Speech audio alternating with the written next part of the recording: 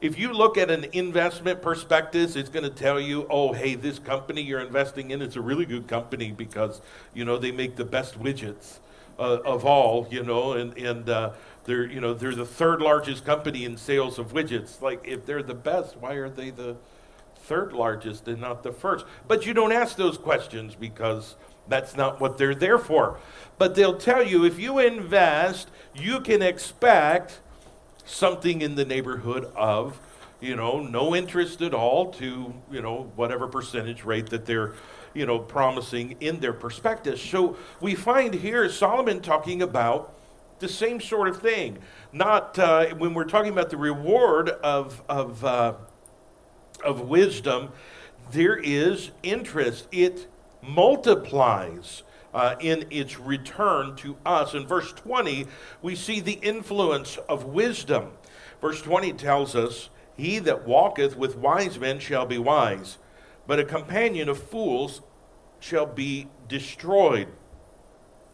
One thing that this lays out for us, it doesn't really say this, but it leaves us with this question: who are my friends? Who is it that I spend time with? Because there has to be a decision made concerning companionship. That's what Solomon's saying. If you want to be wise, then be with those who are wise. And if you want to be a fool, be with those who are fools. And so it is a return or interest on investment. It's the influence of wisdom. Over in Psalm 119, in verse 63, the psalmist says, "I am a companion of all them that fear thee, and of them that keep thy precepts."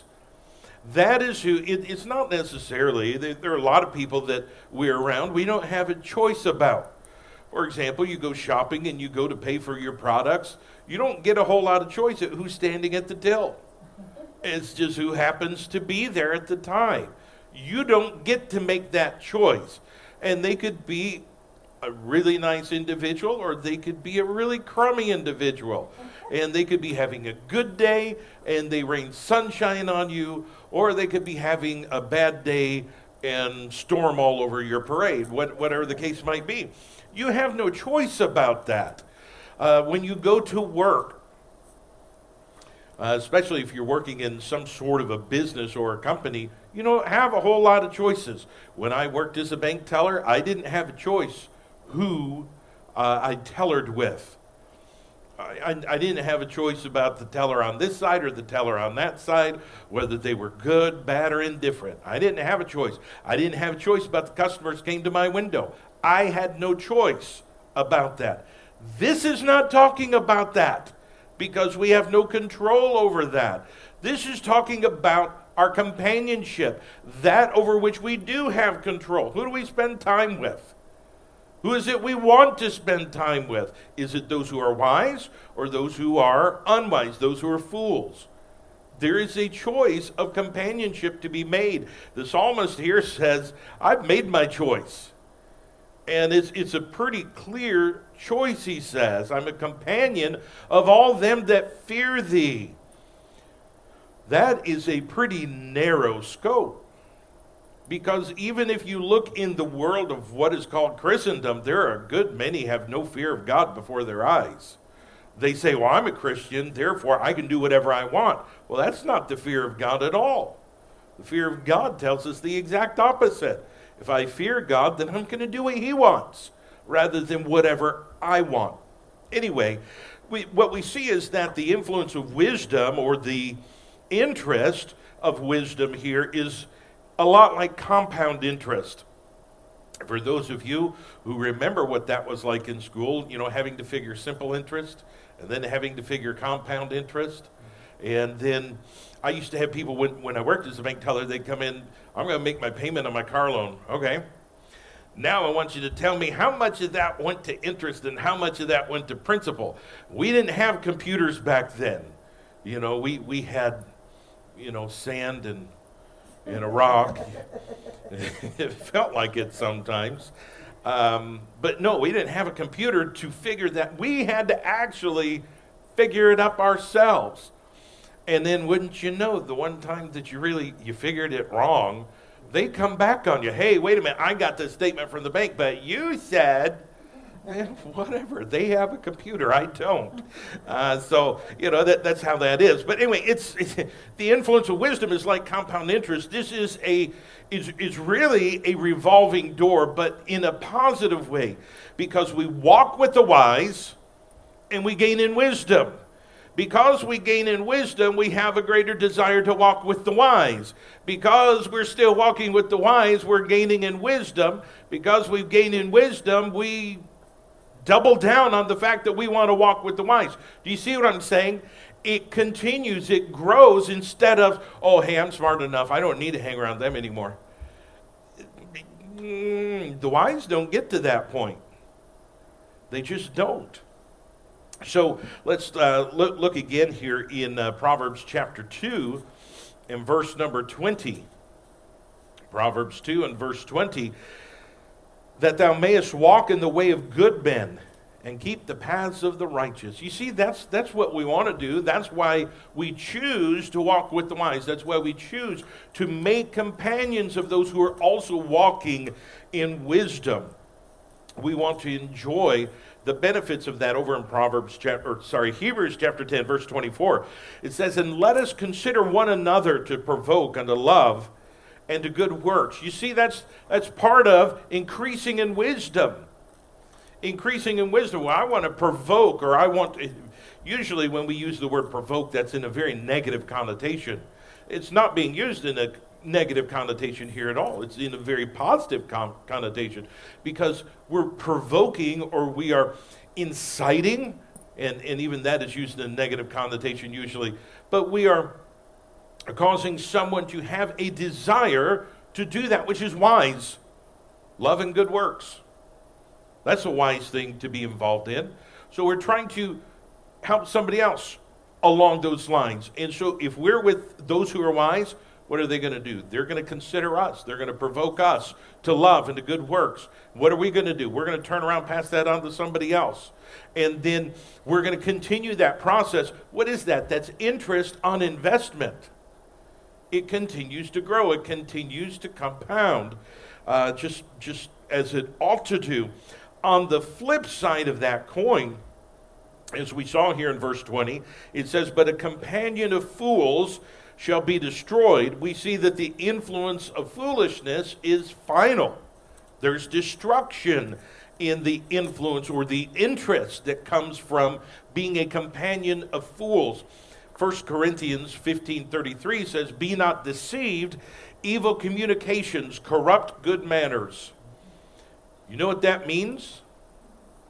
Now, evil communications, as we would define that today, we would say, well, that's somebody saying things I don't want to hear, or saying things I don't like. Yet the word communication really is used in a different way as it's used in that verse. What I'm saying is the meaning of the words changed over time. And what he's saying, what he means is exactly what Solomon's saying. A companion of fools shall be destroyed. Evil communications corrupt good manners. You hang around those who are evil. You communicate with them. In other words, you spend time with them. You break bread with them. This is who you associate yourself with on a daily basis. It's who you choose to hang out with, because we already dealt with you don't get a choice about other things. It's who you choose to spend time with. And you're spending time with those who are fools, according to the Word of God. That's going to corrupt good manners. In other words, the good that you are involved in, they're going to influence you to give up on that. They're going to taint and spoil the good that you have. Anybody ever set a gallon of milk or out on the counter and just see what'll happen? On a nice warm day, like any one of the days this past summer. That's a fond memory, isn't it? But any one of the days this past summer, it was so hot. You leave milk out on the counter, it's not You leave it out in the morning, go to work, come back at night. Hey, I'm going to get me a nice glass of milk. Oh, you won't keep that down. You know, it may taste good going down, but it won't coming back up. That is what it means. Evil communications corrupt good manners. It destroys what's good. It makes it nasty. It makes it unpalatable. And that is the interest, as it were, that is involved in foolishness. That's why he's saying wisdom is the way of reward rather than foolishness. So there's a destruction, he says. Let me get to the right verse. Verse 20. A companion of fools shall be destroyed. It says there's a destruction, first of all, of a reputation. There's an old saying, and I'm not going to get it right. But the way I remember it is it takes years to build a reputation and only a moment to destroy it.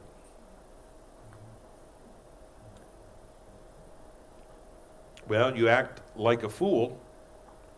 And I'm not saying that in a joking manner. And I'm not calling anybody a fool. I'm saying you act like a fool. And you're going to find destruction. You're going to destroy your own reputation. You're going to end up not only destroying your reputation, but destroying your character. See, there's a difference between reputation and character. Reputation is what people think about you. Character is what you really are. And sometimes Paul had a terrible reputation among those who were lost. He had a horrible reputation, but his character was good. Because what he was right. What they thought about him was not consistent with what he was. So a fool, though, he's going to destroy his own reputation. He's going to destroy his own character. Then he'll end up, because he's a companion of fools, he's going to end up destroying his relationships. He's so invested in these foolish relationships, in hanging around with these fools, that the real important relationships in his life don't matter anymore. That's a sad situation. And then there's obviously the destruction of a soul. If the individual is a fool in that they've never trusted Christ, and and I've heard this said, maybe you have, I don't want to get saved. I don't want to trust Christ. I want to go to hell. That's where all my friends are going to be. Companion of fools shall be destroyed. What a horrible thing to think. Obviously, this is somebody who doesn't know what they're talking about. They don't realize what hell is, and they think that it's just a game. Here's an old saying, and it's very true. It says, "Show me his company," in other words, who he hangs around with, "and I'll tell you the man." And that's true. I can see some people who are in the church, some people who've been in the church. I'm not talking about necessarily you here, but maybe I am. And but I'm not saying. But I've watched some people, and I see who they hang around. And I say, well, that's not going to turn out good. And then let me be honest with you. I don't like being right about this kind of stuff. I'd love to be wrong. But a companion of fools will be destroyed. That's just how it is. Show me his company, I'll tell you the man. Not only that, I'll tell you his end. He's going to end up destroyed. Let's go on in verse 21. Verse 21 says, "Evil pursueth sinners, but to the righteous good shall be repaid." We're still talking about interest on investment. So there's the influence of wisdom. Now we have the inducement of righteousness. You do the right thing, and what's going to happen? Well, you're going to get rich. We're going to talk about that here in just a second. I think. Yeah, we are. But again, evil pursueth sinners. It's interesting that it says that. Evil pursueth sinners. Well, I thought that it was sinners that pursued evil. Yeah. It's sort of a mutual. It's like one of those girly movies, where they do slow-mo. The guy's on this end of the beach, and he's running toward the girl. It's all slow-mo. And the girl's at the other end of the beach, and she's running, and they're running toward each other. That's really what this is. It's one of those things where evil pursues sinners, but sinners also pursue evil. There is a mutual attraction there. Now, the sinner, here's what the sinner wants. The sinner wants the sin.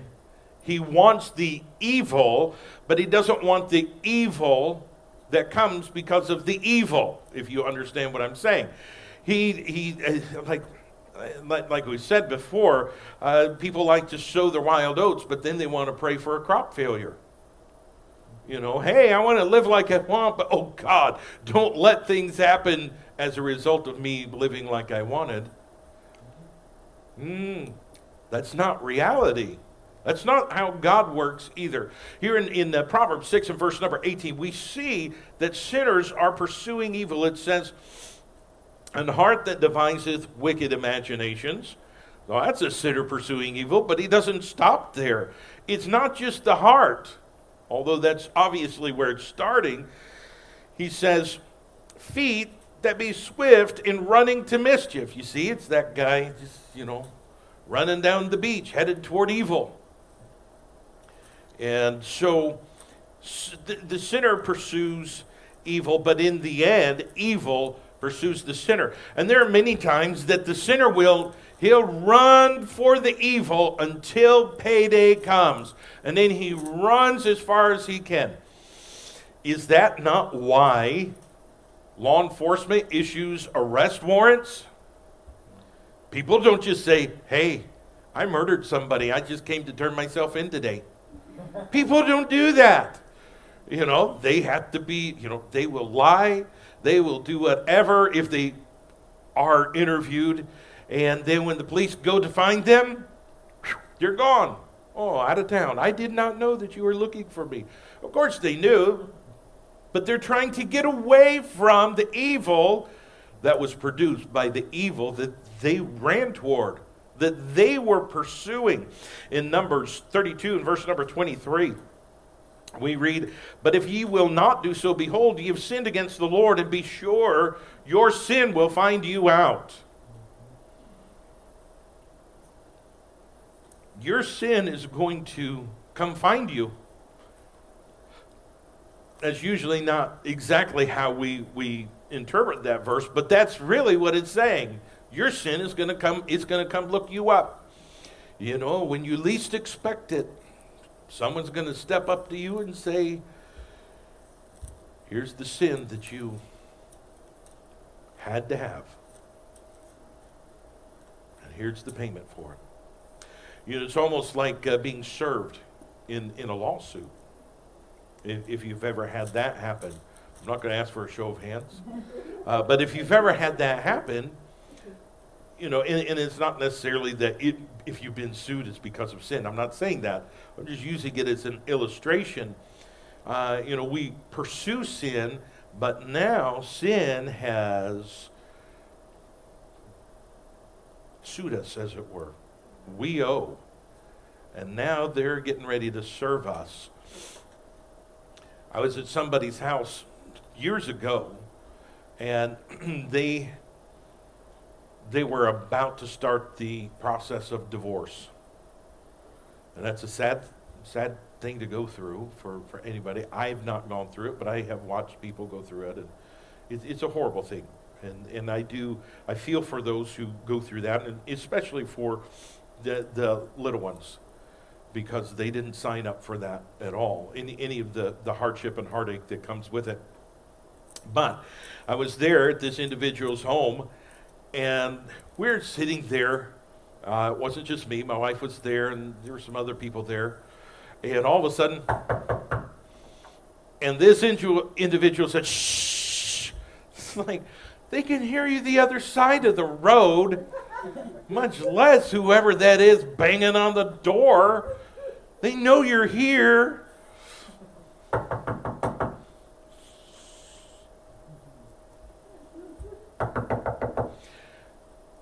And this went on for almost 10 minutes.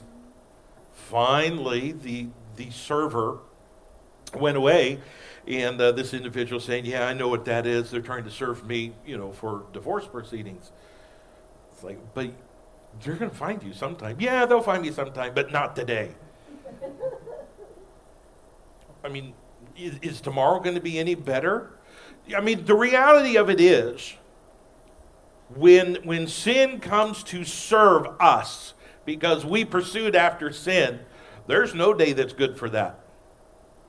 I mean, hey, we'll hide from it today, but tomorrow, sin will be right back. Got some papers for you, whatever. It happens to be a result of that particular sin. Over in Psalm 32, in verse number 10, we read, many sorrows shall be to the wicked, but he that trusteth in the Lord, mercy shall compass him about. Many sorrows shall be to the wicked. You see, they pursue after sin, and now sin pursues them. Psalm 140, verse 11, let not an evil speaker be established in the earth. Evil shall hunt the violent man to overthrow him. Some of these people who serve lawsuits and so on, they get kind of creative in the way that they do it. I know they've made some reality TV shows about it, and you watch it, wow, that's neat. Then you watch it the second time, oh, that's all rehearsed. I thought this was reality TV. It's unreality TV. Anyway, but they supposedly it's based on a true story. Who knows? But they seem to get creative in how they're going to trick somebody and call somebody out to serve them. Well, that's what sin does. Just when we think, oh, hey, I got away with it, then sin's right there standing around the corner saying, no, I've been waiting. And here we are. Payday someday. Let's look over in Isaiah chapter 3 and verse number 11. It says here, woe to the wicked, it shall be ill with him, for the reward of his hand shall be given him. You see what it says? The reward of his hand. In other words, it's not somebody else's fault. It's his fault. It's what he's done. It's the result of his sin that he pursued. People all the time, they're making excuses about problems in their lives. It's like, this woman won't leave me alone. Yeah, but who spent 6 months sending her flowers, calling her and texting her every day, and now you're saying she won't leave you alone? Sin's that way. Same thing. You pursue sin, and then all of a sudden, no, I don't want that. No, that's the reward of your hands. That's what you sought for. But, let's go back to our text here. Proverbs 13, verse 21. Evil pursueth sinners, but, and I'm glad that it doesn't stop there, but to the righteous good shall be repaid. Again, we're talking about the interest on investment. We invest in wisdom. We don't invest in wisdom. Is that the way of reward? Not hardly. That's the way of debt, as it were. But in the way of wisdom, to the righteous good shall be repaid. The righteous, unlike the sinner, the righteous pursue righteousness. Sort of makes sense, doesn't it? 1 Timothy chapter 6 and verse number 11 we read, but thou, O man of God, flee these things. He talks about a number of things previously. But then he goes on, and follow after righteousness, godliness, faith, love, patience, meekness. The righteous pursue godliness, and as a result, goodness pursues the righteous. I love this over in Psalm 23. I'm turning over there because I know I'll say it wrong if I don't look. But verse number 6 says, Surely goodness and mercy shall follow me all the days of my life, and I shall dwell in the house of the Lord forever. Let me ask you, which do you think? Which would you rather? Would you rather constantly be running and ducking so that sin can't catch you and find you and repay you for the sin that you pursued? Or would you rather goodness and mercy following you all the days of your life? Which would you? The answer is pretty obvious. It's what we call a no-brainer. And so Solomon lays that out there. That is part of the interest on investment. You invest in wisdom, you're going to be pursued by righteousness. Back over in Isaiah chapter 3 again, we already read verse 11, talking about the wicked, the reward of his hand shall be given him. But in verse 10 it says, say ye to the righteous, that it will be well with him, for they shall eat the fruit of their doings. It's a return on investment. And that's a great thing. Do right. Be wise. That's what Solomon's saying. It's worthwhile. That's the way to go. Then in verse number 22, we see the inheritance of goodness. It says here, a good man leaveth an inheritance to his children's children, and the wealth of the sinner is laid up for the just. It's the inheritance of goodness. Now, the inheritance of goodness, as we saw already back in verse 11, is created by hard work, wise counsel, and a proper example. Verse 11 here says, wealth gotten by vanity shall be diminished, but he that gathereth by labor shall increase. So when we're talking about this inheritance of goodness, it is based in hard work, wise counsel, and a proper example. What it doesn't tell us is that the righteous are going to leave piles of cash for future generations. That's not what it says. In fact, read it. Let's read it again. Verse 22.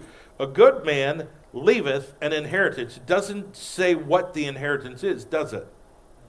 He leaves an inheritance to his children's children, and the wealth of the sinner is laid up for the just. Now there it is talking about material riches and so on. But when you're talking about the inheritance of the righteous, or of the good man here it talks about, that's not necessarily talking about money. When my granddad passed away all of, 23 years ago, in November, it was 23 years. When he passed away, you know how much money I got from him? I didn't get a penny. Not one thing. And you see, I'm broken up about it. And I'm not broken up about it at all, because he did leave me a tremendous inheritance. You know, one thing he taught me, and some of these same truths my dad taught me as well, but that's an inheritance from my dad as well as my granddad. But my granddad taught me the value of hard work. He was not a lazy man. He left home when he was 14, made his way. 14 years old. I still didn't know how to wipe my own nose, as it were. But he did, and he went through World War II, all sorts of things that he endured. But he taught me not just the value of hard work. He taught me what it was to love the Lord. He taught me what it was to be faithful to the Lord. That's an inheritance nobody could buy with money. Nobody could. He could have left me $10 million. It wouldn't have done me the good that the inheritance he left me has done. And I appreciate that. And we have some of his preaching tapes, some of which I put up on YouTube. Some, Lord willing, I'm going to in the future. Same thing with my dad. But I have those to listen to and to be reminded of some of the truths that he believed, that he stood for, that are still found in the Word of God. That's my inheritance. And there's nothing. The tax man can't come take that. Oh, death tax. Whatever. I didn't get any money. There's nothing material there. I mean, there were a few little things that I did get, materially speaking, but nothing the tax man would have cared about, because he would say, well, that's not worth anything.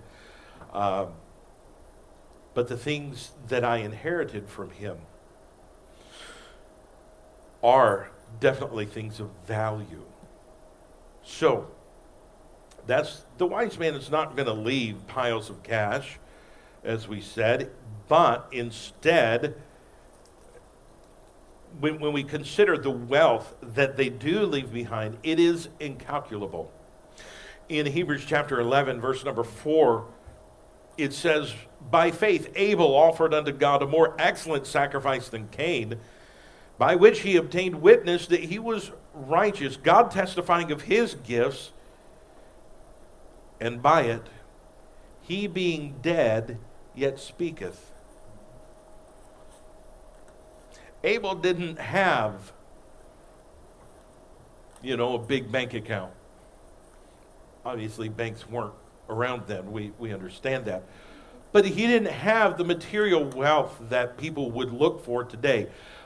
But there's still an inheritance there, because he being dead yet speaketh. And the things that he has to say are positive things. They're right things. They're wise things. And that's a blessing. You see, that's the inheritance of goodness. There's some people, they're so concerned. I was talking with a parent a while back, and they were saying, oh, we'd be more faithful to church, but we're trying to set aside for our kids. We're trying to put something aside for them so that they won't have to struggle and they won't have to do without.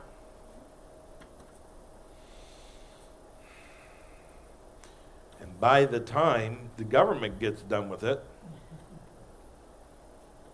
those kids aren't going to have much. All they're going to remember is Dad and Mom didn't have time for me. They were too busy working.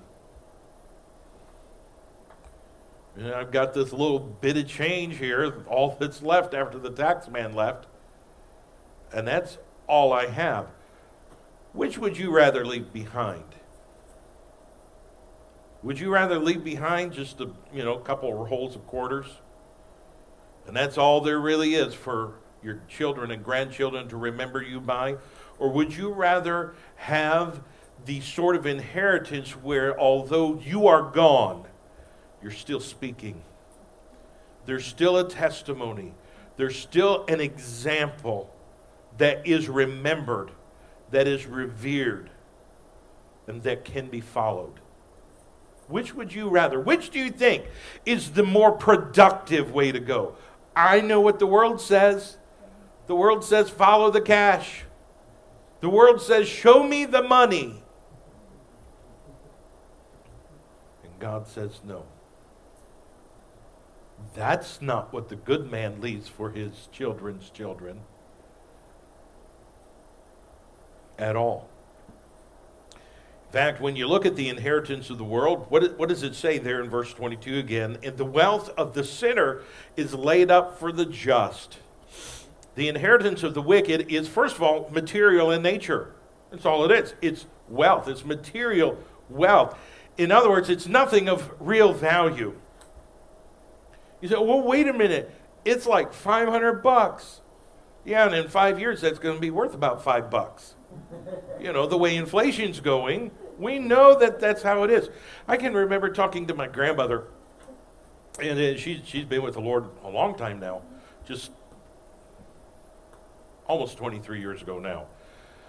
It'll be 23 years ago in the fall. And I used to ask her, Grandma, when you were young, what were prices like? What did you pay for this? What did you pay for that?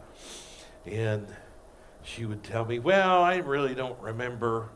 She'd had a stroke when she was young. So there were a lot of those sorts of details she didn't remember.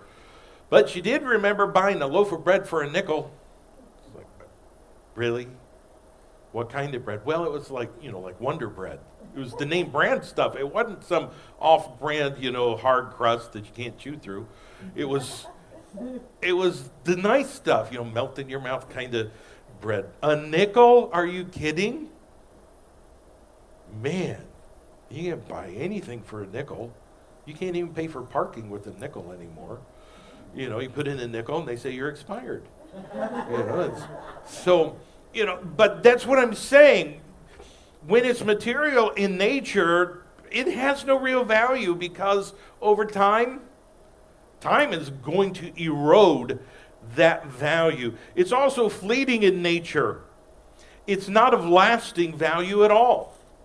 Over in Matthew chapter 6, verses 19 and 20, Jesus really reaffirms what Solomon is telling us in this verse. He says here in Matthew 6, verse 19, lay not up for yourselves treasures upon earth, where moth and rust doth corrupt, and where thieves break through and steal. Don't chase the money. That's what he's saying. Don't chase after the shiny new car. There's nothing wrong with having a shiny new car, you understand. It's where your heart is, which is the point that he's trying to make. He says in verse 20, but lay up for yourselves treasures in heaven, where neither moth nor rust doth corrupt, and where thieves do not break through nor steal. In other words, when you have real value, when you have real riches, that is an inheritance that nobody can touch, especially when it's an investment in godly wisdom, because that is laying up our treasures in heaven when we pursue after godly wisdom. So, which should a Christian be doing? Should they be spending every hour working all they can so that their kids can have it easy?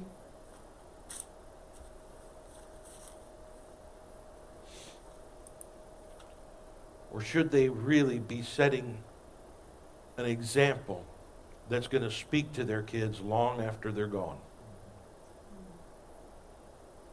Let me tell you a little something from my experience, just what I've seen, not necessarily personal experience.